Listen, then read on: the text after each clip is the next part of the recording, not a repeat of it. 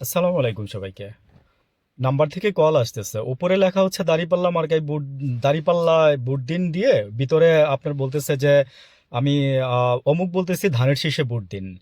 তো দেখেন আমাকে তো আমি কাকি আমি যেই আমি দাড়িপাল্লায় দিব নাকি ইয়েতে দিব, এটা কি এভাবে চিটিং করার কোনো দরকার আছে? উপরে আপনারা নাম্বারে শো করতেছেন যে দাড়িপাল্লা মার্কায় বুট দিন, ইভেন দাড়িপাল্লার ছবি টবি দিয়ে আসছে আর কি, নাম্বার শো নাই। পরে আপনি যখন কলটা রিসিভ করতেছেন তখন আপনার নাম্বার দেখা যাচ্ছে ভিতরে। তো হ্যাঁ, নাম্বার দেখা যাচ্ছে ভিতরে। তো পরে বলতেছে যে আপনি রাজি থাকলে এক, না রাজি থাকলে দুই, এই ধরনের কি কি যেন বলতেছিল। তো আমি সতর্কতামূলক বা সচেতনমূলক এই কথাগুলো বলতেছি কেন, যে বা সরকারের দৃষ্টি আকর্ষণ করতেছি যে এগুলো কি ঠিক হচ্ছে, এগুলো কি ঠিক হচ্ছে? অনেকে বুঝে অনেকে বুঝে না, অনেকে না বুঝে অনেক কিছু করবে বলবে, এগুলো এই কৌশলগুলো নেওয়া হচ্ছে। আরেকটা জিনিস দেখেন যে আহ, যতই আপনারা এই জিনিসগুলো করবেন ততই মানুষের মন থেকে উঠে যাবেন। আর এই ধরনের ছলচাতুরি করে তো আপনারা ভাই মানে জিততে পারবেন না। জিততে গেলে ওই যে বলছিলাম যে মানুষের কাছে আসতে হবে, মানুষের মানুষকে হৃদয়ে ধারণ করতে হবে। দ্বিতীয় নম্বরে আসি, গতকালকে আপনার এই যে খালিকুজ্জামানের ভিডিও ভাইরাল হইলো। তো এটা গত মাসের 6 তারিখে, জানুয়ারি মাসের 6 তারিখের ভিডিও।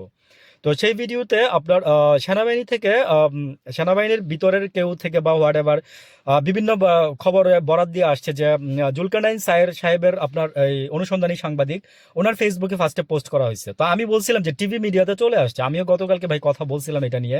আমি ওই সময়টা ক্যান্টনমেন্টেই ছিলাম এবং ক্যান্টনমেন্টের খুব জোরদার মানে খুব খুব নজরদারি খুব জোরদার দেখে আমি ভাবছিলাম যে এরকম কিছু হয়তো বা আজকেই হয়েছে। পরে দেখলাম যে না, এটা একটা রিউমার, এটা একটা রিউমার।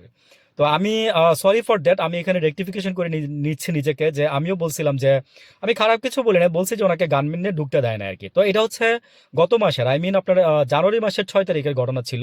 তখন আপনার এই কোনো কিছু পাবলিশ করা হয় নাই, কিন্তু ভোটের আগে এগুলো পাবলিশ করা হচ্ছে।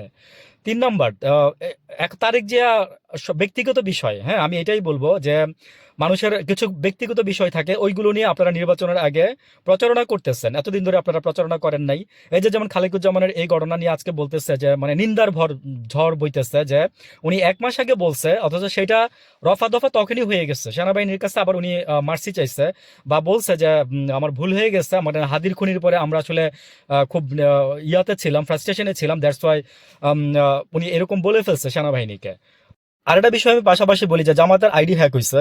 দেখেন এই যে এগুলো করে লাভ কি, এগুলো করে আপনারা কখনো কোনো দিন বিজয়ী হইতে পারবেন? পারবেন না।